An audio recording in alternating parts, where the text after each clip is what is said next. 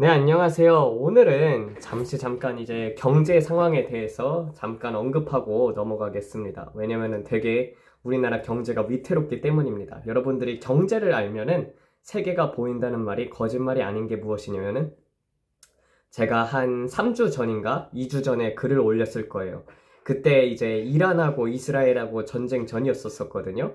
근데 그때 이제 제가 뭐라고 올렸었냐면은 환율하고 금하고 같이 올라가니까 달러하고 금하고 같이 올라가니까 여러분들 이거는 전쟁이 있을지도 모르겠다. 왜냐면은 항상 그래프를 봐왔을 때 이 금 가격하고 달러 가격하고 같이 오르는 경우가 별로 없습니다. 전쟁이 있었을 때를 제외하고는 그런 경우가 거의 없어요. 그래서 금이 오르게 되면은 보통 달러가 떨어지고, 그리고 달러가 오르게 되면은 금이 떨어지게 되는데, 둘 다 반등했다는 소리는 앞으로 이제 좀 전쟁이 있겠구나 이런 생각이 있었는데, 아니나 다를까 그 글을 올리자마자 한 3, 4일 내에 지나자마자 이제 이스라엘과 이란이 지금 이제 전쟁 조짐을 보이고 있지 않습니까? 그러면서 이제 돌아가는 것을 볼 수가 있어요.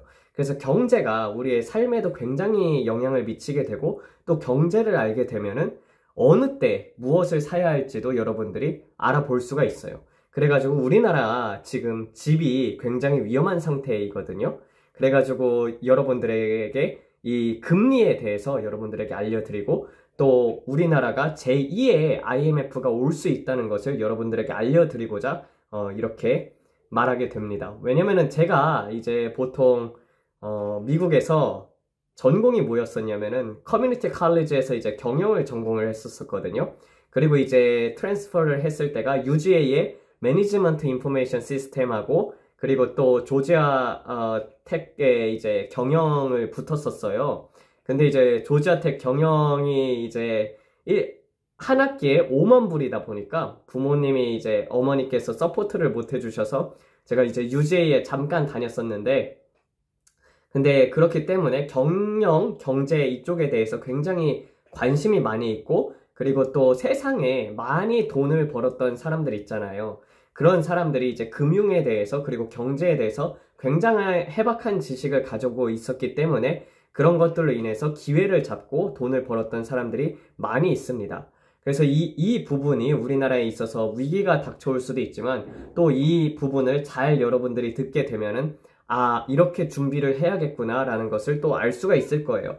먼저 이제 우리나라의 경제에 있어서 가장 문제를 불러온 사람이 누구냐라고 물어보면은 저는 당연하게 문재인이라고 대답을 할 것입니다. 문재인 대통령 때가 이제 우리나라 빚이 그 전까지만 해도 이승만 정권부터 박근혜 정권까지가 우리나라 국가 부채가 600조였었거든요. 근데 문재인 4년 집권만에 이제 400조가 올랐어요. 그래서 1000조가 넘어가게 되었습니다. 그리고 굉장히 이제 부동산 정책을 망하게 하게 함으로써, 그리고 또 굉장히 대출에 그 문턱을 낮게 해줬거든요. 그러면서 또 초과세수가 있었죠. 그러니까 세금을 많이 걷기 위해서 이것저것 나쁜 정책들을 되게 많이 쓰게 되었고, 그리고 문재인 때 이제 초과세수가 그렇게 발생했다고 되어 있습니다. 그러니까 이제 우리나라도 보게 되면은 조선 말기에 어떤 일이 있었냐면은 탐관 오리들이 많이 있었었고, 그리고 나서는 이제 국가에서 엄청난 세금을 때렸던 것으로 그렇게 이제 기억을 하고 있거든요. 그렇게 됨으로써 조선이 망하게 되는 길을 걷지 않습니까? 우리나라도 마찬가지로 지금 이제 국가 부채가 1000조라고 봅니다. 그리고 또 1000조가 넘었죠. 1000조가 넘은 상태에서 우리나라의 가계부채가 더 문제가 있어요. 가계부채가 이제 1800조가 넘었는데, 이제 가계부채를 보게 되면은 1862조 원입니다. 이렇게 되면은 어떤 문제가 발생을 할 수 있냐? 이제 문재인 대통령이 지나고 윤석열 대통령이 되었습니다. 그리고 나서는 이제 금리라는 게 있죠. 금리에 대해서 잠깐 설명하고 넘어갈게요. 이제 금리라는 것은 여러분들이 이자라고 생각을 하면 됩니다. 그래서 이자가 당연히 높으면은 사람들이 더 많이 돈을 은행에다가 저축을 하려고 할 거 아니에요. 그리고 또 대출을 안 받으려고 하고요. 왜냐면 이자가 높으니까 내가 그만큼 대출을 받게 되면은 그 높은 이자를 내야 하잖아요. 그리고 또 이자가 높게 되면은 내가 그렇기 때문에 사람들이 돈을 안 빌려고 하고 저축을 하려고 합니다. 그렇기 때문에 저축을 하게 되면서 이제 물가가 점점 안정이 되는 그런 케이스를 보게 됩니다. 왜냐면 시장에 풀려있던 돈이 회수가 되거든요. 그래서 은행에 이자가 높게 되면은 사람들이 은행에도 저축을 하게 되고, 그럼 시중에 풀려있던 돈이 이렇게 회수가 되면서 그 물가도 안정이 되고 그런 효과가 있습니다. 그리고 사람들이 대출을 안 받으려고 하게 되겠죠. 그래서 우리는 금리를 올려야 했던 시점이었어요. 왜냐면은 미국이 금리가 지금 5%가 되니까 환율이 방어를 해야 하거든요. 환율 방어라는 게 있습니다. 그래서 환율이 지금 이제 1371원인데, 그러니까 이게 환율을 방어하려고 하려면은 미국의 금리 수준 이상이 되어야지 우리나라랑 그 환율이 되게 한 1100원, 1000원대로 이렇게 떨어질 수가 있는 거거든요. 근데 환율 방어를 안 하게 되면은요, 금리를 미국 수준만큼 따라가지 않게 되면은, 그럼 해외에 있는 주식 투자자들, 해외에서 우리나라의 기업에 투자하는 손들이 다 빠져나가지 않습니까? 그래가지고 금리를 따라잡아야만 주식에 있어서 주식도 안정화가 되고, 그리고 또 해외에 있는 그런 이제 투자자들이 더 많이 우리나라에 투자를 할 수 있는데, 근데 그 환율을 방어를 못했단 말이에요. 그 이유 중에 대표적인 이유가 무엇이냐면은 가계부채 때문이라고도 볼 수가 있습니다. 가계부채가 지금 문재인 정권 때 이제 1800조였습니다. 1862조 원인데, 근데 우리나라 GDP가 이제 약 2166조 원 정도거든요. 1조 8239억 달러예요. 근데 2166조에서 가계부채가 1862조라고 생각을 하면은 이미 임계점을 넘었다는 소리입니다. 임계점이라는 것은 GDP의 80%가 되었을 때, 이 가계부채가 80%가 되었을 때 그거를 임계점이라고 돼요. 근데 그 임계점을 넘어가면은 어떤 일이 발생을 할 수가 있냐? 이게 한번 가계부채가 폭탄 돌리듯이 돌리는 거나 마찬가지란 말이에요. 이게 한번 터진다. 그럼 우리나라는 제2의 IMF까지 올 수가 있습니다. 미국 같은 경우는 여러분들 기축통화예요. 기축통화에 무엇이 있냐고 하면은 달러가 있고 위안화가 있고, 그리고 또 엔화가 있고, 러시아 루블이 있습니다. 그렇게 해가지고 이게 기축통화인데, 기축통화는 어쨌든 좀 경제가 망한다고 해도 세계에 통용되는 화폐이기 때문에 그게 회복이 가능해요. 근데 우리나라는 기축통화예요? 기축통화가 아니에요. 기축통화가 아니지 않습니까? 그래서 지금 이러한 상황 속에서 임계점이 넘게 되면은 이 가계부채는 언젠가는 터지게 된다. 근데 이게 터지게 되면 어떤 여파가 일어나느냐에 대해서 한번 보도록 할게요. 그래서 이제 금리라는 것에 대해서 우리가 봤었죠. 그래서 금리를 높여야만 사람들이 대출을 안 받는데, 지금 우리나라 같은 경우는 가계부채가 1800조라고 했던 것처럼 우리나라 국민의 약 40% 이상이 다 빚을 지고 있는 상황입니다. 그러니까 국민이 100명이라고 하면은요, 40명 이상이 다 가계부채라는 것은 그 우리나라 이렇게 집에 있는 사람들이 있잖아요. 사람들이 빚을 진 거를 가계부채라고 하는데, 그 빚이 벌써 40%가 넘어가가지고 40% 이상의 인구 사람들이 다 빚을 지고 있고, 그것이 이제 GDP의 80%를 넘어서 100%를 2020년도에 이미 달성을 했다. 그러니까 이 임계점이 이미 넘어갔기 때문에 이것은 반드시 터지게 되어 있다. 그러면 이럴 때 만약에 이 가계부채가 터지면 어떤 일이 발생하느냐에 대해서 한번 보도록 할게요. 예전에 2008년에 리먼 브라더스 사태가 있었습니다. 그때 어떤 짓을 미국에 했었냐면요, 그냥 개 이름으로도 대출을 받을 수가 있었어요. 대출 문턱이 너무 낮았었거든요. 그리고 사람들이 다 집을 대출을 받아서 샀습니다. 그리고 대출을 그렇게 쉽게 은행에서 해준 것도 이유가 무엇이었냐면요, 사람들이 대출을 못 갚게 되면은요, 그 집을 은행이 가질 수 있게 되었었어요. 그러니까 은행도 뭐 손해볼 거 없잖아 그러면서 마음껏 대출을 해주기 시작을 합니다. 근데 그러다 보니까 사람들이 집을 담보로 집을 샀는데, 또 그 집을 담보로 또 대출을 받고 또 대출을 받고, 개 이름으로도 대출을 받고 죽은 사람 이름으로도까지 대출을 받게 되니까 이 빚이 엄청나게 늘어나게 되는 거예요. 그러다 보니까 이제 리먼 브라더스 사태가 이제 그 임계점이라는 게 있지 않습니까? 가계부채에 대한 임계점, 그것이 넘어가면서 한순간에 그것이 이제 터질 수 있다라고 예측한 사람을 빼고는 그게 이제 확 터져버린 거예요. 그러니까 금융권이 다 파산을 하게 되고, 그리고 또 집에 대한 그 이자를 못 갚고, 집값을, 집을 대출받아서 산 사람들이 집값에 대한 이자를 못 갚게 되니까 그 집들을 다 은행이 압수를 하기 시작을 합니다. 근데 그런 집들이 수차례 나오고 있는 거예요. 수백 채, 수천 채, 막 그렇게 엄청난 수만 채가 이렇게 쏟아져 나오기 시작을 하니까 그 당시에 어떤 일이 있었냐면요. 예전에 제가 2008년도 때 그 영상을 봤던 기억이 남거든요. 그러니까 뉴스였는데 2억짜리 하던 집이 플로리다에서 800만 원에 나왔던 적이 있단 말이에요. 그러니까 집값이 2억에서 800만 원까지 내려간 적이 있습니다. 물론 이거는 극한의 케이스예요. 진짜 한두 케이스인데, 근데 그렇진 않고 보통 평균적으로 한 마이너스 30%는 깎였었거든요. 그러니까 내가 만약에 집을 2억 주고 샀다 그러면은 거기서 한 6천만 원 정도는 깎여가지고 1억 4천 정도가 된 거죠. 그리고 평균적으로 한 40%에서 50% 깎인 데도 있었고, 그리고 한 60%, 70% 깎인 데도 굉장히 많이 있었습니다. 그런 것처럼 지금 우리가 바라보고 있는 게, 지금 사람들이 너무나도 경제가 어렵다 보니까 지금 이제 집이 많이 매물로 나오고 있거든요. 그리고 점점점 우리나라가 인구가 감소하는 추세잖아요.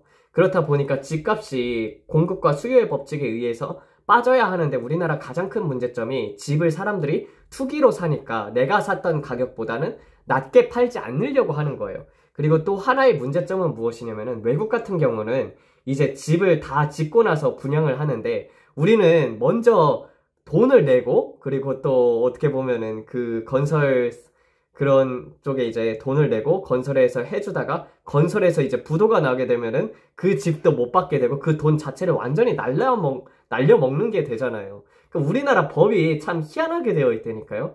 그러니까 소비자 입장에서 생각하지 않고 좀 어떻게 보면 기업의 입장에서 생각하는 것과, 그러다 보니까 어떤 일이 발생을 하냐면요, 중국 업체들이 많이 우리나라에 들어왔어요. 이게 양아치 수법이라는 게 무엇이냐면은, 재개발을 한다고 해요. 중국 업체가 그 재개발을 한다고 하면서 그 지역에 땅을 매매를 합니다. 그러면서 건물을 막 짓고 있어요.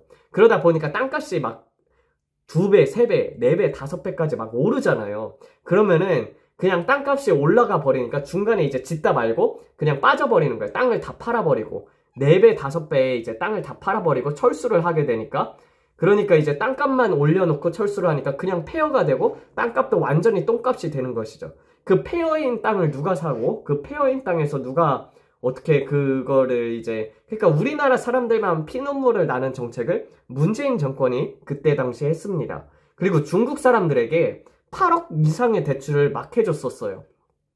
집이 없는 사람들이 우리나라에 와가지고 우리나라 사람들한테는 대출 조건을 까다롭게 해놓고, 중국인 그런 사람들한테는 대출 조건을 아주 쉽게 해놔가지고 완전히 집 없는 사람들이 와가지고 대출 받아가지고 집 사놓고 그렇게 해가지고 시세 차익을 많이 남겼었습니다. 그러니까 저는 이 문재인 대통령을 보면서 우리나라를 중국에다가 넘기려는 사람이구나, 이 민주당 사람들은, 이런 생각을 많이 했었거든요.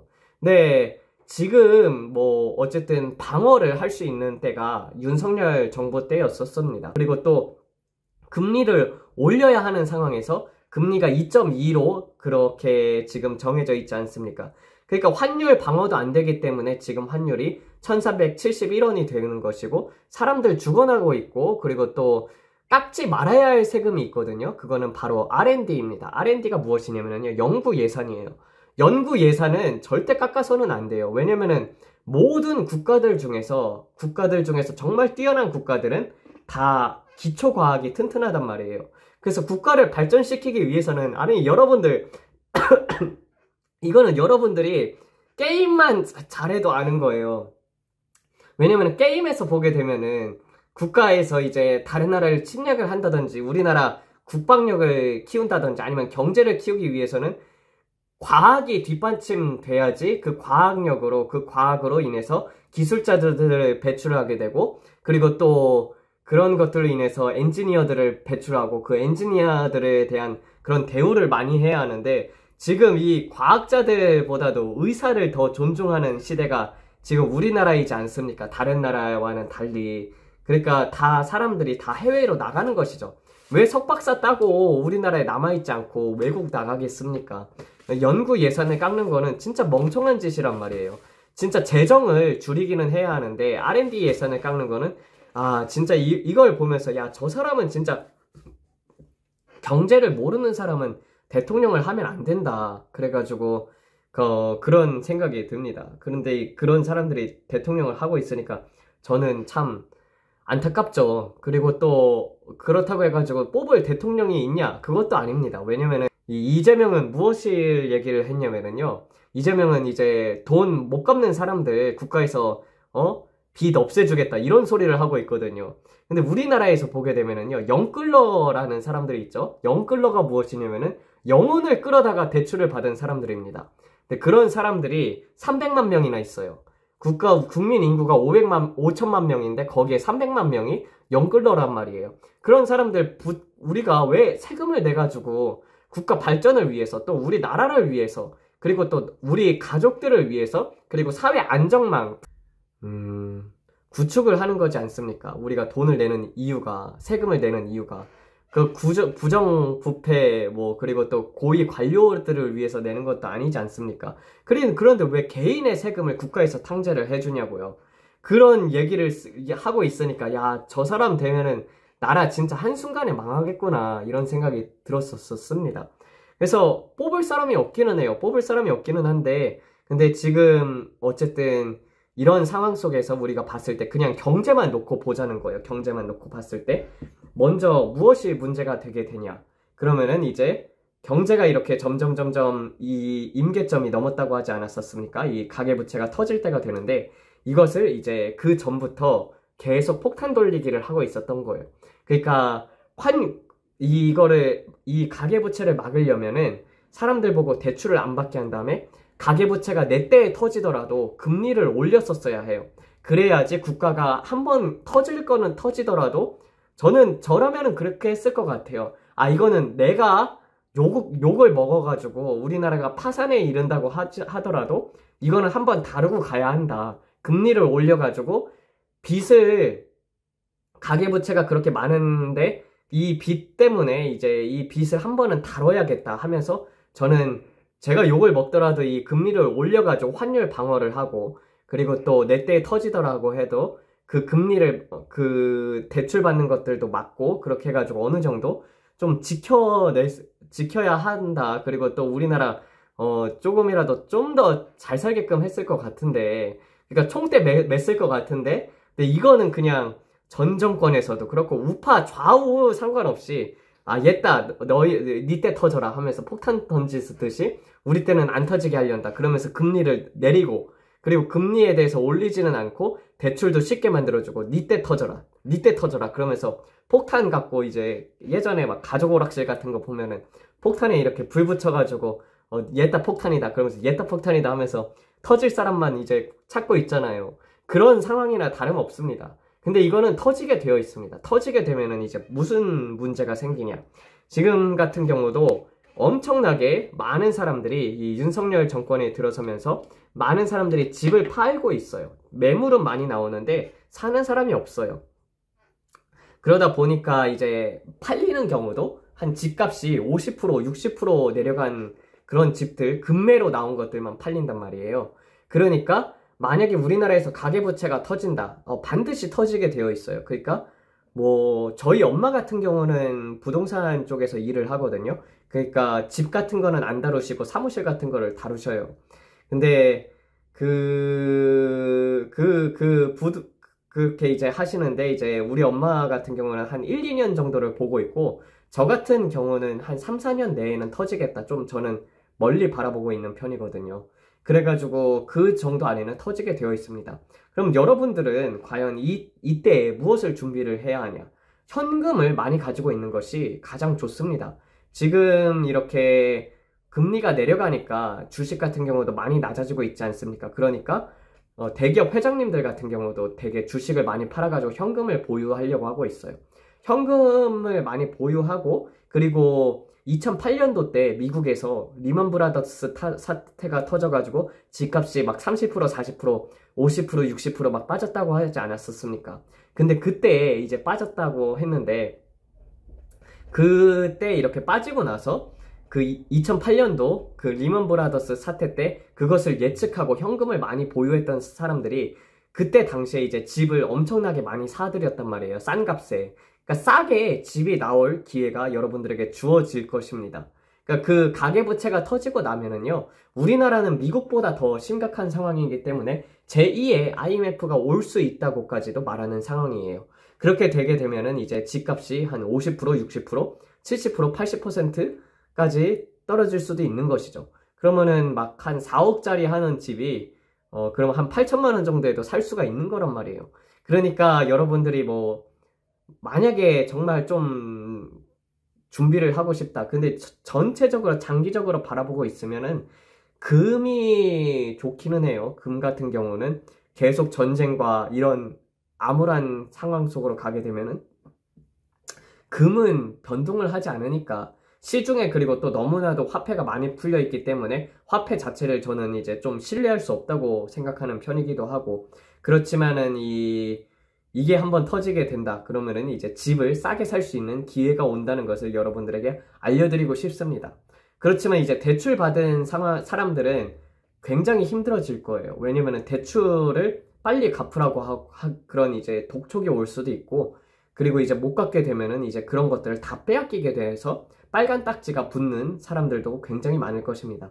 이제 이게 터지게 되면은 적어도 한 수천 명은 자살하지 않을까 싶어요. 왜냐면은 1997년 IMF 사건이 일어날 때보다 더 크게 터질 수 있는 게 지금 우리나라의 가계부채이기 때문입니다. 그래서 이럴 때에는요, 여러분들 절대 대출을 받으면 안 돼요. 저는 그래서 사람들한테 절대 대출을 받지 말라. 지금 되게 위험한 상황이다, 우리나라. 그렇게 얘기를 하고 있거든요. 이것을 듣는 사람들은 좀 지혜롭게 생각을 해가지고 이런 것에 있어서 대처를 할 수 있길 바랍니다. 그래도 한 가지 희망이라는 게 있어요. 우리나라가 이렇게 힘든 와중에도 한 가지 희망이라고 볼 수가 있는 거는 초전도체입니다. 초전도체. 상온상합 초전도체가 발명되었다고 우리나라에서 그렇게 얘기를 했었는데, 이 초전도체의 가치를 보게 되면은 1년에 1경이라고 볼 수가 있어요. 1경 정도 이상이라고 볼 수가 있거든요. 그렇기 때문에 이 상온상합 초전도체가 만약에 진짜다, 하나님께서 진짜라고 하셨었거든요. 그래서 저는 그래서 우리나라, 그러니까 국가를 살리는 것은 무엇이다? 과학이다. 과학이 발전을 해야 합니다. 그래서 이 상온상합 초전도체가 만약에 정말 우리나라에서 상용화가 된다, 그렇게 되면은 엄청난 부를 우리나라에게 가져다 줄 것입니다. 왜냐면은 미국 같은 경우가 이제 선교사를 가장 많이 파송하는 나라이지 않습니까? 첫 번째 나라죠. 우리나라가 두 번째 나라로 선교사를 많이 파송하는 나라란 말이에요. 그래서 아무리 국가 관리를 개판으로 한다고 해도 하나님께서는 어느 정도 은혜를 부어주셨는데, 그 중에서 하나 뛰어난 정말 엄청난 기술이 이 초전도체입니다. 잠깐 이제 초전도체에 대해서 또 다루고 넘어갈게요. 자, 초전도체, 이게 꿈의 물질이라고 불립니다. 근데 초전도체가 지금까지 발명된 것은 이제 극저온에서만 가능하게 되는 것이죠. 그래서 MRI를 찍을 때에도, 그러니까 마이너스 100도 이하로 내려갈 때 그렇게 초전도체 현상이 일어나게 되는 그런 물질이 있는데, 근데 그거 말고 지금 상온상합이라고 하는 거는 지금 이렇게 room temperature, 그러니까 상온, 우리가 있는 그 뭐라고 했지? 공간 안에서 그렇게 되는 그런 거를 볼 수가 있어요. 그렇게 그 안에서 초전도체 현상이 일어날 수 있는 물질이라고 하거든요. 초전도체의 특징이 무엇이냐면요, 저항이 없어요. 저항이 없기 때문에 에너지 손실을 90% 이상 줄일 수가 있는 것입니다. 우리나라 같은 경우도 전선이 있지 않습니까? 전선이 있으면은 전기가 통하는 데 있어서 저항이 있단 말이에요. 저항이 있게 되면은 에너지 손실이 발생을 하기 시작을 하잖아요. 근데 그것을 다 초전도체 케이블로 대체를 하고 초전도체로 바꾼다. 그럼 우리나라에서 90% 이상의 전기를 줄일 수가 있습니다. 그리고 되게 활용할 분야가 무궁무진하거든요. 양자 컴퓨터에서도 초전도체가 쓰이게 되기 때문에 굉장해요. 그렇기 때문에 이게 우리나라를 먹여 살릴 거란 말이에요. 그래서 이 부분 때문에 저는 이제 좀 우리나라에 대해서 좀 기대를 하고 있습니다. 뭐 지금은 뭐 아니다 뭐 이런 소리가 있겠지만 좀 나중에 한 뭐 1년, 2년 지나더라도 이게 이제 진짜 이제 APL 논문이 통과되게 되고 그렇게 되면은 되게 많은 비전이 우리나라에 있을 거란 말이에요. 그렇게 되면은 이제 가계부채 또한 어떻게 국가에서도 해결할 수가 있게 되는 것이죠. 그리고 만약에 가계부채가 터진다고 해도 이 기술력이 엄청나기 때문에 많은 나라들이 우리나라를 도와주지 않을까 싶어요. 근데 만약에 이 기술이 없다, 그럼 우리나라는 팽을 당할 수가 있는 것입니다. 그래서 지금 보게 되면은 어쨌든 가계부채가 언제 터지느냐.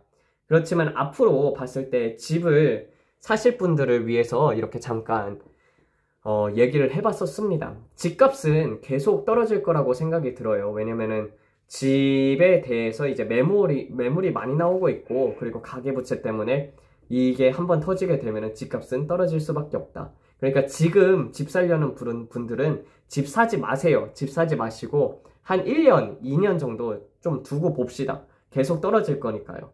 그래서 오늘은 잠깐 이렇게 대해서 경제에 대해서 다뤄봤습니다.